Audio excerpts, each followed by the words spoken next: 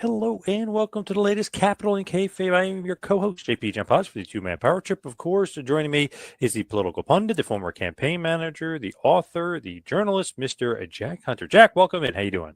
I'm doing great. Great to be with you. And I think we got a lot to talk about today. Yeah, I feel like we got to start off talking about John Cena here today on the show, just because there's so much, I guess you would say backlash or so much talk. It's so much, I don't know, so much emotion and passion from somebody about the retirement of John Cena. First of all, what did you think of the match? And then obviously we'll get into like the finish and that, but what did you think of John Cena's last match? I thought it was fantastic. I think his last year in wrestling, of which it was announced he was retiring, has been some of the best work he's ever done. I think Cena versus Gunther lived up to the hype. Um, I think what happened is exactly what I thought would happen, given watching John Cena his entire career. The thought crossed my mind, John, that when I think of the greatest wrestlers in history, the people I like the most, they were all childhood heroes of mine. Ric Flair, Hulk Hogan, Dusty Rhodes, even end up, stuff that when I was a kid or close to being a kid, when John Cena burst on the scene, I was in my 20s. So like I'm an adult watching this. I'm not a kid, but like he's definitely the greatest of his generation, and he got to go out in a way that doesn't really happen that often. I mean, Ric Flair had a retirement match. Obviously, Sting probably had the best retirement match in the history of wrestlers retiring, but he got to do something special on his own terms. It was great. Did you like the finish? That is the thing I think everybody's mind. So many people were, complaining. He tapped out. I can't believe that he says never give up. What did you think about the finish? I liked it a lot. It's what I expected to happen. So I just mentioned Sting's retirement. Sting reportedly wanted to lose, as all wrestlers do, in his final match and had to be talked out of it by Tony Khan and the Young Bucks. That's what I heard. Maybe that's true. Maybe it's not. That's what was reported Right. by sources I trust. And I understood why they made that argument. I'm glad Sting won his final match. In my mind, watching John Cena's entire career, I thought he would lose his last match. A primary reason of that, there was a long period in Cena's run where he's doing all the babyface stuff that you're supposed to do, and people are chanting Cena sucks. And a lot of those people that thought Cena sucked, which he's never sucked, thought he wasn't as great a wrestler as some others. I thought Cena, being a wrestler's wrestler, and he is, and if you talk to people in the industry, of which I don't know many, but I know one, he's a wrestler's wrestler and they respect him on those grounds. He wanted to do what any wrestler would do and go out on his back or to lose or whatever. And that's exactly what he did. I liked it. I love when Gunther was submitting him. A smile came over Cena's face. Not huge, but a grin. It was noticeable. And that's when he tapped out gently. And I like Michael Cole saying, John Cena's tapped out or whatever he said, but it was gentle. Cena's tapped out. It was, the world ends not with a bang but a whimper, as T.S. Eliot, the poet, once wrote, that kind of thing. I loved it. I thought it was poetic. Maybe that's a little corny sounding, but I thought it was great. I expected everybody there who paid $400 to $1,000 a ticket to be pissed off about it, but that's part of it. I expected people to be mad at Gunther, which they were, and we saw that great promo from him on Monday Night Raw that was so short and sweet, but great. I expected everybody to be mad at Triple H, who's the booker, for making things that way. I expected John Cena, when people started booing, to be like, hey, I did this. This was my decision, not Triple H's, which he also did. I thought it was perfect across the board. I really enjoyed it and thought it lived up to the hype. Why do you think so many people are complaining about the tap out? Is it because of the gimmick, the never give up? Are they reading too much into that? I think so, but look, his gimmick is never give up, and in his last act in a ring, he gave up, but that's part of what he's doing. It's like, I'm done with this. He's going to be in WWE. I wouldn't be surprised to see him as a guest referee or just to show up and cut promos. That's going to happen. He's not even 50 years old yet, I don't think. But in the ring and doing that kind of work, it's done. And in his last act, he gave up, and some people might be offended by that. I just thought it was perfect for his gimmick and what he represented and how it ended. I feel like a lot of people are going pretty crazy. Like they're really upset. Like Jeff Jarrett was saying, this is the dumbest booking I've ever seen. Like people are like vehemently upset about this. But I think that's a good thing for Gunther because, as you saw on Raw, I mean, he got a tremendous amount of heat. I know people were complaining, oh, he shouldn't have had to come out a few times. I feel like each time he came out, he got booed even more and more and more. Like they really, really building up a tremendous amount of heat. I smiled from ear to ear watching that Gunther promo. And look, I'm not, I want to cheer for the good guys and boo the heels, but professional wrestling is what it is. It's the year 2025. I've been watching this since I was 8 years old. I know what's going on. And Gunther has real heat. He had security walk him to his car after Saturday night's main event. When's the last time that's happened for a heel in the United States in professional wrestling? In the 80s, that would happen all the time. They'd beat up, the Midnight Express's car or something. Like that happened. It's 2025. Everybody knows what's going on, and that's where we're at with his heat. I love it. And who gave him that? John Cena gave him that. The guy who for so much of his career was told he sucked and, smart fans didn't like him and whatever, gave wrestling fans that. That's cool as hell. That's the way I look at it. I don't have to think about it much. That's right there on the surface for me. I feel like Gunther is now in a great spot where he's just going to be, I wouldn't say the top heel, but you could book him maybe as the top heel or, maybe give him a Rumble win, then he'll really be the top heel. You know what I mean? Like, I feel like he's at that level. I do too. And, you see some people say, well, he's already been world champion. He didn't need this rub from Cena. No, he didn't need it, but he got it. And look what's happening. It's great for business long term. What happened with John Cena Saturday night's main event? If I was in the arena, I probably would have felt like those people, especially if you paid that much money for a ticket and you didn't see your hero win in his final match. But long term, I think this is the best thing for WWE and for Gunther in particular. I love it. I absolutely love it. I feel like you have your next Lesnar, if you will, like your next monster heel that will destroy people. And when he comes out, it's like a huge pop, and you're kind of worried about what's going to happen to the babyface. Like, I feel like that's a great spot to be in. And they're kind of, been maybe in search of that next Lesnar monster heel, and maybe Gunther is it. Absolutely. And I think Gunther should retire Lesnar if that's in the works and that's been talked about. There's Johnny Valentine way before my time that said, I can't make you think wrestling's real, but I can make you think I'm real. And Brock Lesnar was always in that category. And what happened with Cena and Gunther also puts Gunther even more so in that category. And that's an intangible thing in wrestling that is hard to get. And when you do, it's pretty cool. I don't know. I was loving it. I love the tap out. I love the whole thing, but there was so many people that were just complaining about it and not happy about it and bitching about it. And that's how could they do Cena like that? But that seems like very Cena-like that he would want to lose. Like I can't imagine him saying he wanted to win that. Triple H like, no, John, time honored tradition, pal. The old, which Triple H used that line afterward, the old Vince line, time honored tradition. But I can't see Cena wanting to win at all. I can't see him seeing that at all. I think if Triple H wanted him to win, I think Cena would have had enough leverage to be like, oh, with all due respect, no, I'm not doing that. And that's what would happen. Like, that's the kind of power a star of the caliber John Cena has. Comparing it to the Sting retirement match, the Young Bucks beating Sting would have been kind of stupid. Like, they're the Young Bucks. It's AEW. They're foundational. Like, what is that? So it makes sense that Sting was winning that situation. Cena beating Gunther, all right, it'd been a happy night, but look what's carrying on. I just think that's worth so much more. But I also think, though, at that point for Sting, he had done that already, like the job to everybody type of thing for years. Like the TNA, like he did that already. This was almost like a wow, we get to see Sting one more time type of tour. It wasn't kind of, I don't know, if Sting just felt completely different because he jobbed to everybody before. He did all that stuff, and then it's like wow, when he got to AEW, it felt like almost like a nostalgia tour rather than a retirement tour, so to speak. It was different, as we discussed last week. Cena had done that for a number of people on his way out. I mean, he elevated Dom, and other people and throughout his career, the Kevin Owens Open Challenge, all kinds of stuff. And you could have said that and him winning this too. But I just think, here we are a couple of days after talking about it. It makes all the sense in the world. Are you more excited about seeing Gunther on TV in the next WWE episode now than you were before? I am. Yeah. And I already like the guy. Like, you didn't need to coach me, but it's taken to a whole nother level. Cena's out of the picture. He's done. We'll see him again on our TV. We'll see him in movies. He'll be around. We won't see any more matches for him, but the actual wrestling that's going on, I'm more excited about seeing it now than I was prior because of what Cena gave us.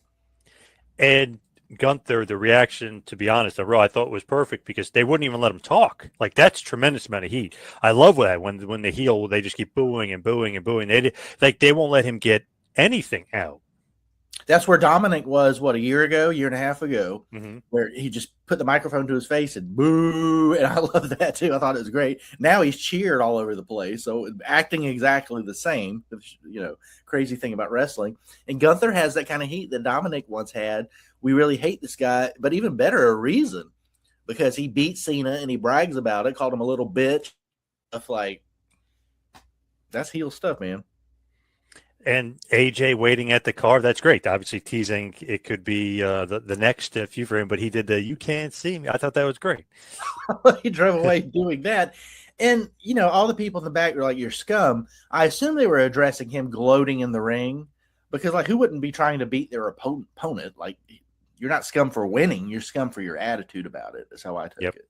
Yep.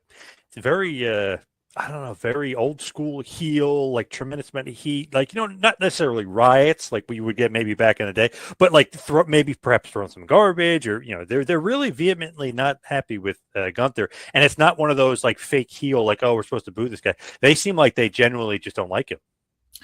Exactly. I would compare it to when I was a kid watching, Tully and JJ and the Four Horsemen following Dusty into the parking lot at Techwood Drive and tying to him a van and torturing him, Yep. beating him.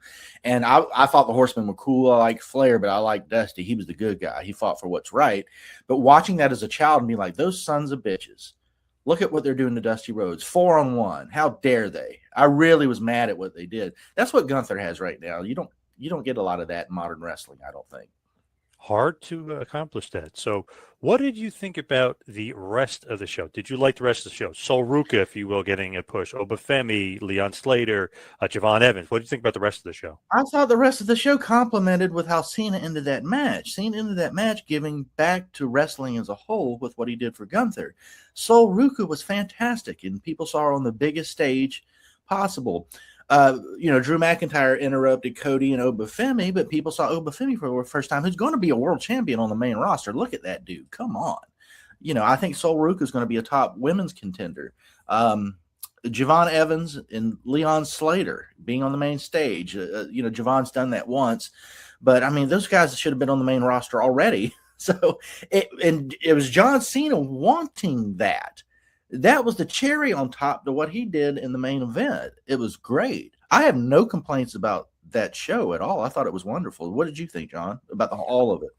It's funny. I was hearing some complaints about it just from random normal haters and stuff like that. But I liked it. I thought it was pretty good. I enjoyed the first match. I kind of didn't like the finish because I wanted to see something happen with Cody and Oba Femi. But obviously, you understand that Drew is back. He's going to get some tremendous amount of heat. He's got to build something up with Cody. I like the direction that they're heading with that. I don't know if you saw the video online where Cody basically goes to Drew's house and tries to attack him when Nick Aldis was there. So they're doing stuff like to kind of progress that feud into a good direction, like make it much more heated. I liked the tag match. I thought that was good. And Sol Ruka was pretty impressive. I got to be honest. I've seen her before a little bit, but I was impressed overall.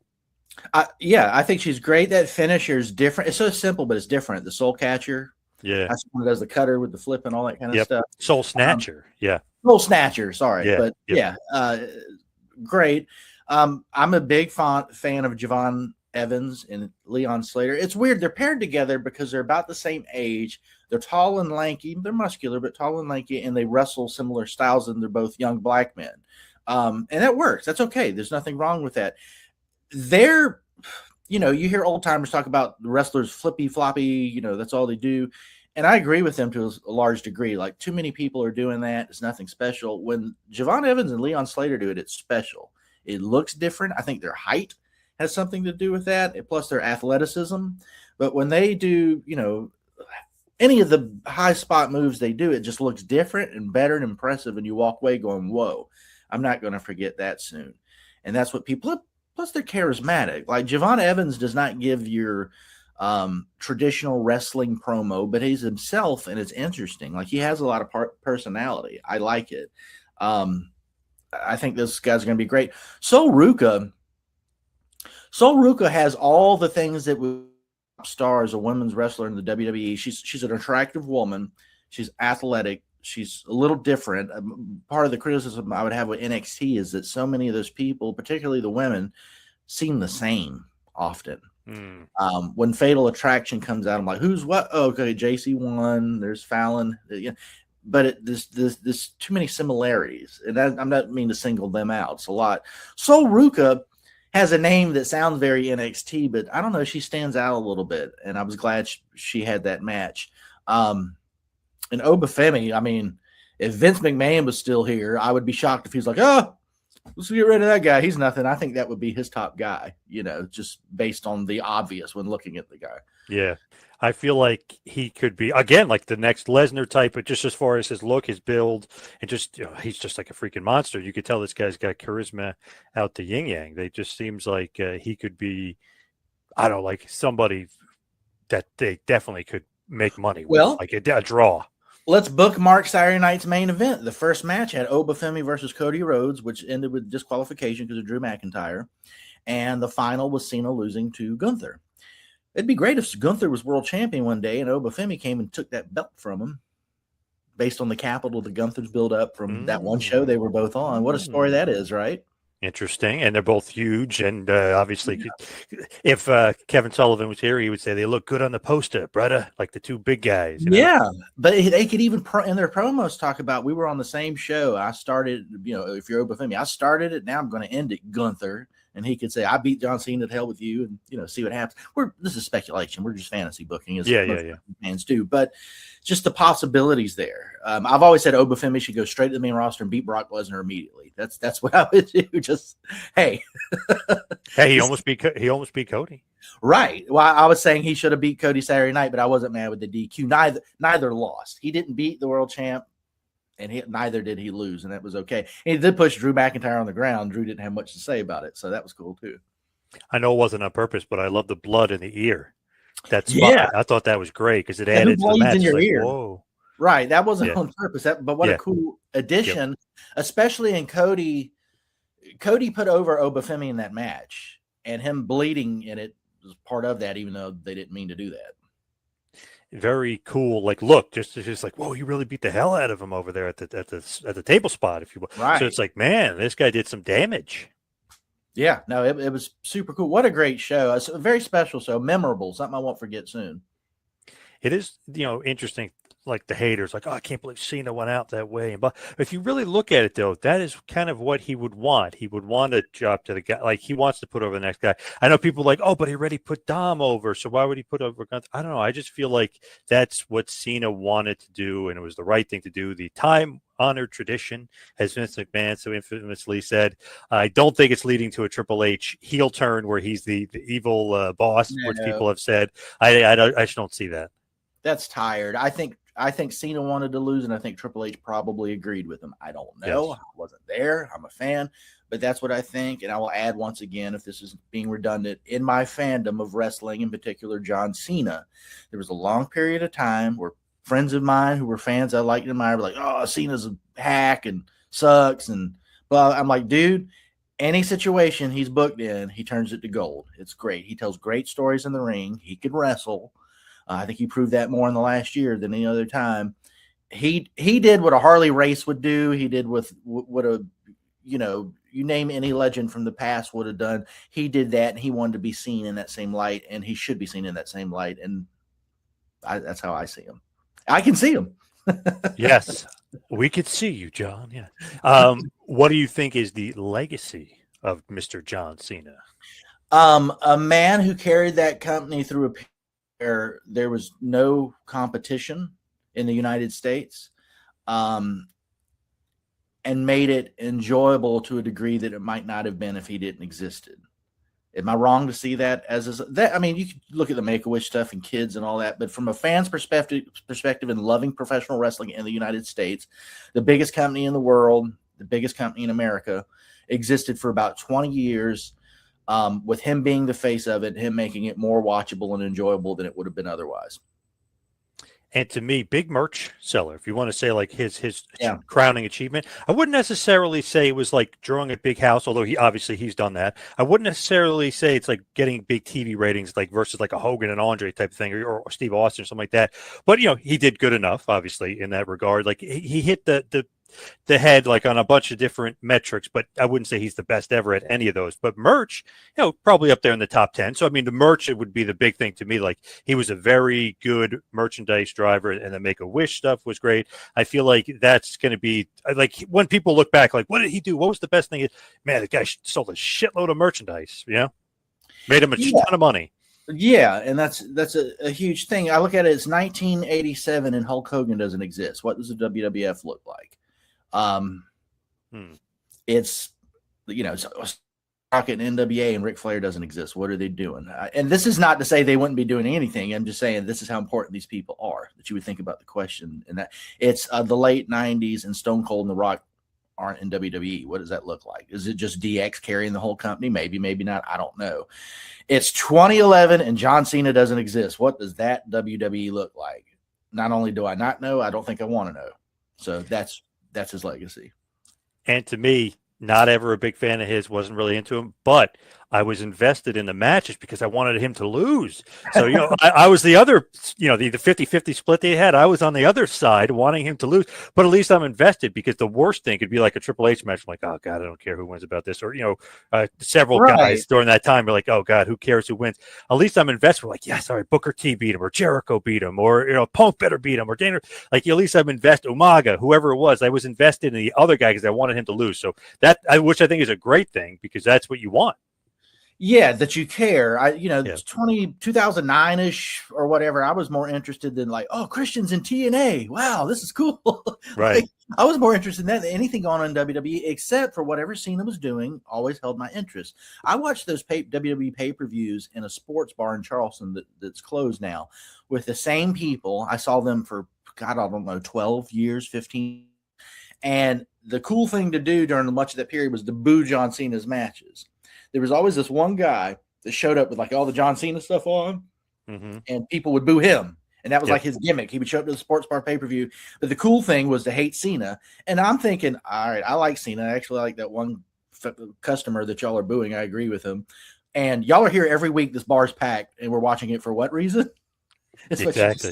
So they were invested, either positively or negatively for Cena. They were invested, though. Right. If they didn't care, they wouldn't have shut up, get their chicken wings, and play the door cover and watch some wrestling. They would have gone. So exactly. So just want to mention this. Obviously, we know Gunther's the major heel here going forward, and that's great. But I wanted to mention this from the other side of the world here.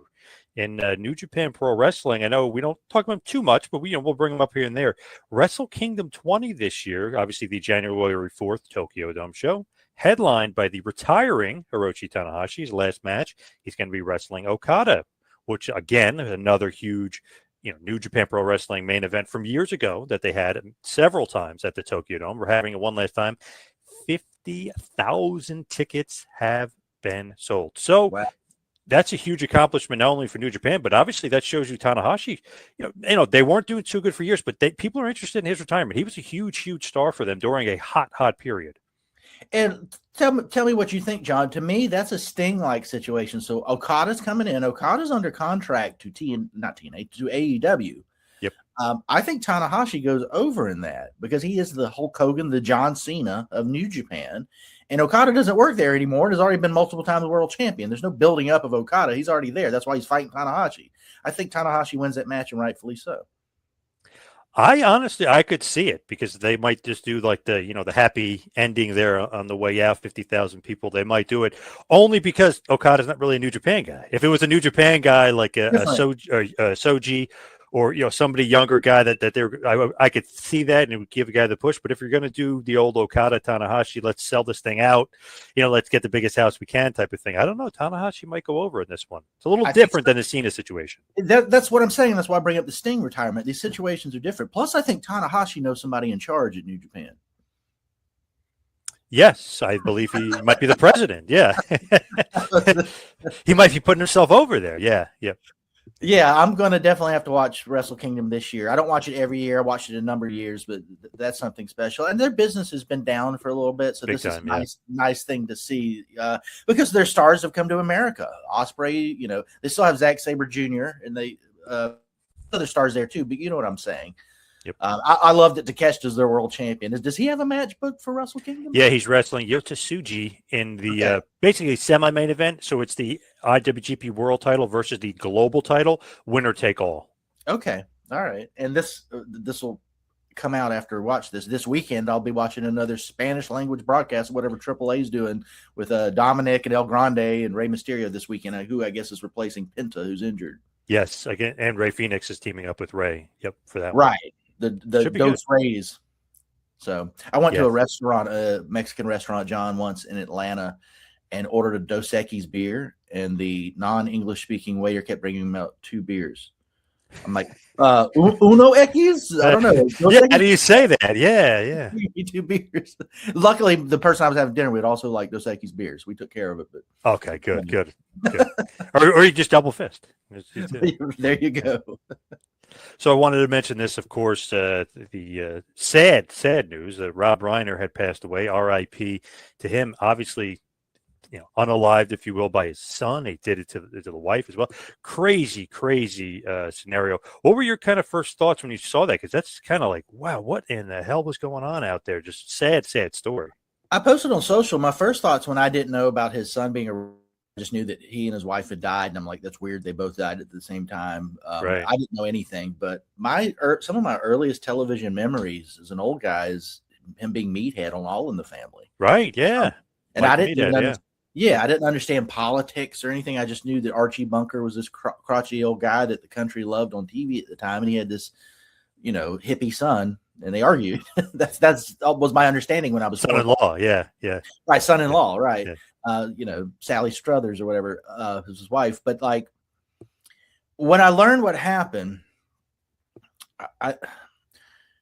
death is always, a tragedy, but like to be murdered by your own offspring, your own child, like, and to be stabbed, which is a horrible way, like, man, that's horrible. And, in the popular culture, being an American, Stand By Me is one of my favorite movies. I've watched over and over and over. Spinal Tap, obviously, The Princess Bride, us wrestling fans with Andre the Giant, all those things Rob Reiner gave to us. A Few Good Men. I'm leaving out a lot of stuff here. Working in politics, of course, Rob Reiner was a classic textbook case of a TDS patient, Trump derangement syndrome. Your standard left Democrat that whatever Trump does is bad, and if he does something good, it's not really good, and I'm going to tell you why. And just, but that's people's political opinions. When Charlie Kirk was murdered in cold blood, lots of Democrats were like somewhere between dismissing it or saying he deserved it or celebrating it even. And I was shocked by that. I'm like, what the F is wrong with you people? Like, you think you could take a life because you don't like somebody's political opinions and that it should be taken, or that's okay? And when Rob Reiner passed, you saw Trump sent out that stupid ass tweet about he died of TDS.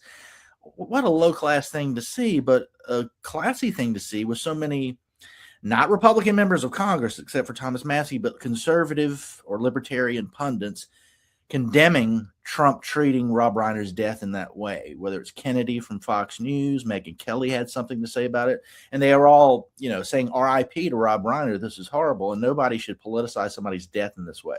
It was such a contrast between how the left treated Charlie Kirk's death and how most of the right, except for our Republican president and a few others, treated the death of Rob Reiner, who was also a famous person. So what thoughts did you have, John? I thought that was like crazy. I thought that was a joke at first. I didn't think that he really wrote that. I was like, now I got to look into this because you never know what you're reading, if it's true or not. But then I was reading because obviously Rob Reiner wrote when President Trump was shot. And I'm like, yeah, but it's a little different. Like, I don't know if he would have maybe been that vehement had he actually died from the shot. But now that he died, I thought maybe Trump would take the high road, but he obviously did not. I actually thought it was a joke at first. I double checked to see if it was fake until the White House. Yep. The White House reposted it like this was something you wanted to share. Like, so we're going to be idiotic to begin with, and then repost our idiocy. Yeah, it was sad. And I didn't know about Rob Reiner's comments about Charlie Kirk, so he was an outlier on the left. When you saw Jimmy Kimmel mocking Charlie Kirk in the wake of his death and all these other people, Rob Reiner was on Piers Morgan saying this is absolutely awful, and death is always awful. So, Yeah, R.I.P. What a shame. I always love All in the Family. Meathead was great just because he was a great foil for Archie just to go, Yeah. go after him. Yeah. Yeah, what a Yeah. talent. I'm watching this documentary. I think it's on Netflix or Prime about Steven Spielberg right now. And, E.T. and Jaws and all these Oh, movies. Rob Reiner did that? I didn't realize that. No, I don't know Rob Reiner did it, but it's a Oh, documentary on Steven Spielberg. But, gotcha. Okay. an American director that had a big impact on my American existence, the Yeah. age I am, the movies I watch. Rob Reiner's in that category. Like, he just created art that I watched because that's what everybody watched, and whatever by me came out are these different movies. And that's just a cool thing. That's it's just part of your life. Yeah. Yep. R.I.P. Rob Reiner. Got to mention this because I saw this out there from, I forget the name. Damn it, the name of this comedian. But he was saying he was at some party. Party. I don't know if you saw this, and there was a bunch of political people, and he was shocked that they like each other behind the scenes. Like Tucker Carlson's there, Candace Owens there, and they're joking and laughing, and different people are there. I was actually just like to myself laughing. I was like, that's kind of like the whole point of the show. We were always talking about how behind the scenes politics, and this guy obviously he was a quote unquote mark, if you will, that he didn't realize that they all get along behind the scenes, and that it was basically for show. Like a lot of the Candace Owens, Tucker Carlson stuff, it's kind of for show, for TV, for ratings, and stuff like that. Yeah, I think it's so like in boxing, two boxers can respect each other, but when they know in the ring they're going to fight each other, right? That's what's going to happen. I think politics is like, all right, what I'm trying to say is I think Tucker Carlson's a principled guy, and what he's saying is true on air, but when you're off the air, it's like, all right, I'm not doing that anymore. How you doing, guy? And people get along. One of my earliest memories of falling in love with professional wrestling and then later getting interested in politics, my best friend's dad used to take us to the matches. He was a city bus driver, just regular working class guy. Sometimes he'd go to the matches with us. Sometimes he'd drop us off. But more than once, he would say, "Y'all have a good time, kids?" We're like, "Yes, sir." He goes, "You know what those guys are doing right now?" We're like, "What?" He's like, "They're counting their money and ordering a pizza and kind of smiling at all y'all or laughing at all y'all." So to your point, John, Yep. those guys got business to do in the ring, but I don't think the Midnight Express and Rock and Roll Express were at each other's throats once they got back to the locker room. They were doing a job, and politics is like that too. When you're in the arena, whether you're on the Senate floor or on TV in an interview, you're doing what you do. However real it is or not is a different question. Same with professional wrestling. And then when you get to the back, it's a different set of rules. Good point. Yes, for sure. Another thing I wanted to talk about too, because it's just interesting out there. People on the left are talking about inflation, and people on the right talking about inflation. When you actually look at the numbers, it seemed like under Trump, the inflation is actually down. Obviously, Biden it skyrocketed, it was way up. What's the truth on on inflation? Is it down here in 2025 with Trump, or is that just kind of maybe rhetoric that they're throwing out there? Gas prices are down. It depends on where you're at. I'm in South Carolina. I think I saw yesterday gas. You're in New York, so this will be fun to compare. Gas typically last month was about $2.80, $3, somewhere in there, and I saw it yesterday for $2.40, which is the lowest I've seen it in a long time. What's it where you live? So here in Jersey, it's about right around 3. So it's not really, it's not too crazy. If you go more towards New York, which sometimes obviously I'll have to go for work and stuff, it's like 320 something. Like depends on kind of where you are. It's because of the province's taxes, the state's taxes. So like when I'm in DC, I actually live in Virginia, and it's cheaper there than it is if you go to DC. So that's what you're talking about with New York and New Jersey. To answer your question about inflation, this is very simple. It fluctuates. It's not really dependent on whether it's President Biden or President Trump or President Kamala Harris. When you spend a lot of money, and I say you being the federal government, the U.S. Treasury, and you have as much debt as we have, it lowers the value of the dollar, and it creates inflation, which is a hidden tax passed on to all Americans. We pay more than we would have in the past because of what our government has done with our money. The moment a president or a party wants to address the Federal Reserve, my hero Ron Paul wants to abolish the Federal Reserve, but at the very least quit artificially lowering interest rates, what they call quantitative easing, because you need to let the market do what it does. If prices are too high, it's going to go in the other way. Let me put this in layman's terms. WWE is selling less tickets right now because the prices are too high, right? Like that's a problem. 100%. Okay. Yep. And those prices might come down a little bit because that's what the market will dictate, and they want to be a business.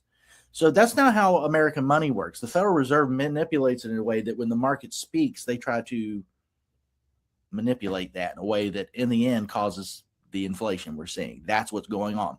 Democrats will tell you it's Russia and Putin, and Republicans will tell you, I don't know, hell, Maduro and Venezuela's got some. They'll lie and make up all this crap. It's the basic libertarian Ron Paul assessment. When the government spends too money, it makes our dollars worth less, and that creates inflation. That is it. What is this Venezuela thing all about? Is it about fentanyl and drugs, or is it more about oil? Is about Donald Trump ran for president saying he wouldn't be a regime change president like Bush and others. And now he wants a regime change in Venezuela because they got a bunch of oil there. And he's lying about fentanyl and the drug war to get there, just like Bush lied about WMDs to get where he wanted. That's what's going on. Marjorie Taylor Greene saw this and said, hey, I didn't sign up for this. This is terrible. And he dismissed her. She stuck to what he promised. I got a feeling when we're recording this, I think Trump is addressing the nation tonight, and I think a Venezuelan regime change war led by the U.S. is going to be part of that conversation. I hate it. I voted for this man precisely to not have that, and he's doing it at the behest of oil companies, and every neoconservative loves this. If Lindsey Graham is happy about Donald Trump is doing foreign policy-wise, you decision, and boy, is he happy right now. Seems kind of, crazy, because we didn't necessarily expect it.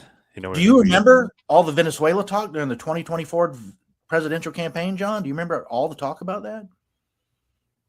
Yes. Oh, yeah. Oh, yeah. Big time. Yeah. Big time. No, it was, yeah, right. Exactly. I know you're being sarcastic. It wasn't. Yeah. He talked about. Here we are a year into his presidency, and this is where we're at. So it's because it's what the powers that be want. I'm still America first. This is not America first. Go to your Home Depot and ask the average worker, if he's concerned about what Venezuela's up to. And the fentanyl comes from Mexico. Cocaine comes from Venezuela. Fentanyl comes from Mexico. So when they talk about fentanyl, they're lying.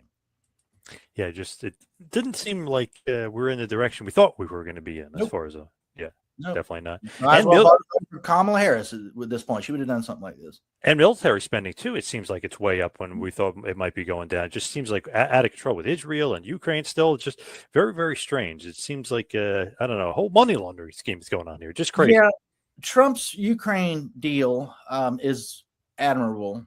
We'll see if it works, and that's kind of what he promised to do, some kind of conflict resolution there. So he's right on that front. It should have already been done, or we should have been sending. He stopped sending money at the beginning of his second term, and then he immediately folded money again. So I'm trying to give some guys some credit where it's due. That's better, but this Venezuela thing is just made up out of thin air. Just a regime. It's Marco Rubio's basically leading his staff now, and this is a thing that Cuban Americans always wanted. It's the reason we had a Cuban embargo for years, long after we should not have. When the Vietnam War ended, we traded with Vietnam. And if you go there today, it's not the same country we fought. It's doing well from a free market perspective. If we'd done that with Cuba, it'd be a different kind of country. Those people would be freer. But we didn't, because primarily Cuban Americans who vote in Florida in presidential elections wanted the embargo to stay. Cuban Americans wanted this to happen with Venezuela, and Marco Rubio is the Secretary of State. He's a Cuban American. Here we are. We mentioned one final story here because we mentioned Charlie Kirk before. Just interesting to note, Tyler Robinson in court for the shooting. Shouldn't this kind of go quick? Didn't he admit it was him? What's going on here? Who knows what is going on here, John? Did he do it? I don't know. We talked about this. That's what I'm wondering. I don't. I follow this Erica Kirk and Candace Owens thing. I don't know. When the things I just said about Venezuela and Cuban American voters, all that kind of stuff, I kind of know what I'm talking about when I said that. That's why I said it. And if I don't, people can debate me. But when I don't know, I don't spout off. Murky what happened with Charlie Kirk's murder, just like it's murky with the Trump assassination attempts. Yep. What the hell, man? Like Jeffrey Epstein. I mean, there's lots of things that we don't have a lot of details on.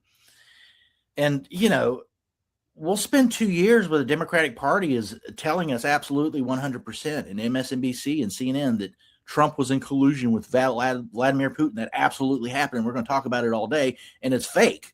Like it never happened. And then these things that actually happen, we don't know much about. What do you do with that? So I don't know how to answer your question. And Kirk versus Owens. I guess the feud is over. So we think they met. The feud might be over. Yeah, I guess. And I guess Megyn Kelly was an intermediator there, or just a mediator. I think I just made up a word. Um, Yeah, I, yeah. I uh, I don't agree with everything Candace Owens says. Um, as somebody who's been accused of being anti-Semitic just because I'm a critic of Israel, I don't like that being thrown around either. While at the same time, some of the things she says I think are questionable. But in the grand scheme of things, when I look at the neocons who always want war, your Lindsey Graham's, Mark Levin, Ted Cruz, President Trump's doing their bidding right now, that I've been at war with in my political work for years and years. And I look at the other side that's opposed to that, Tucker Carlson, Thomas Massey, Green, and Candace Owens. I'm not quick to jump on Candace Owens about anything, if that makes sense. I'm not endorsing everything. Same with Tucker Carlson. I like Tucker Carlson by and large. There's some things I could be critical of, and I am sometimes, but like they're not the enemy in the political arena. Lindsey Graham and what he represents is. Just interesting. I know people grieve differently, and they go about things kind of a different way. But she seems like she's doing Erica Kirk is like doing a speaking tour or something, going like an interview media tour. Like, kind of seems odd. I know she still runs Turning Point USA, but just seems odd to me. Maybe, but she was kind of a public figure before her husband's death. Oh, I didn't realize she did that much. Okay. Maybe she's doing more now. But she was, look, when I was still working at Rare, which was an entertainment publication that got sold, and I don't work there anymore, but I was a political editor. I met Candace Owens once or twice, and she was just like an organizer for Turning Point USA. Nobody knew who she was. She was a young woman that worked for this Charlie Kirk outfit. Not a lot of people knew who he was at the time either. Right. And now she's this big mainstream star. Erica Kirk worked for Turning Point USA when Charlie met her. I think I'd met her before they even got being in conservative circles in DC, right? Like it's a small group of people. It's not a lot. Political groups there are not as big as you think, and on the conservative side, it's even smaller. I'm not surprised that she was sort of a person who was out in public before what happened to her husband, and now she's out there in a big way. And I see people, I heard what you said, John. I see people critical of it, like she's capitalizing on her husband's murder or something. I just don't see it that way. I think there was a genuine love there, and I don't think she would disrespect his memory in that way. I just wasn't sure if she ever did that before, like did like a lot of speaking. Maybe she did, but I maybe I just wasn't paying attention to it. I think she did, but not. She obviously has a bigger platform now. She's heading the organization that her late husband created, and things are what they are. But I see a lot of Democrats be like, "Oh, look at this woman." Blah. And I'm like, y'all, no, I don't think that's what she's doing. I really don't. I'm trying to think of something to compare it to. I'm trying to think if like of another female or husband passed away, and I'm just trying to think like I don't know. I guess everybody's different with wanting to speak about it and go out there and not speak about it. Example, growing up, I always wondered about that. The murder of the child Adam Walsh in the 80s. There was a TV movie about it. Do you know what I'm talking about? The child murder, Adam Walsh. There was a TV movie in the 80s. His father, John Walsh, went on to do like America's Most Wanted. Right. And all that. And even as a kid, I was like, I don't dislike this John Walsh guy, but he's only famous because of his child's murder. And I always wondered about that as a kid. I'm not disparaging this guy, like whatever, but like, he's thrown into the spotlight because of this horrible thing that happened. Like how do you feel about that? Yeah. But he did turn it into like a positive where he's catching a lot of these criminals. So yeah, but the situation of it. So that's Erica Kirk, and that's a little different because I work in conservative circles and have met many. I mean, you couldn't go to a CPAC and there's Charlie and there's Erica, there's Candace Owens. They're all there, and you go there multiple years in a row. Like, I'm not saying I was friends with these people either, but I don't criticize her for doing what she's doing now, and I think it's probably what she should do for the sake of Turning Point USA and what her husband created. So let's wrap this bad boy up and head towards the plugs. Follow me on Twitter and Instagram at 2ManPowerTrip. How about you, Jack? You can find me on X at JackHunter74, where I spout all sorts of nonsense. Nice. Love it. Jack, thank you. Thank you, everybody out there, for listening. See you right back here next week for a little Capital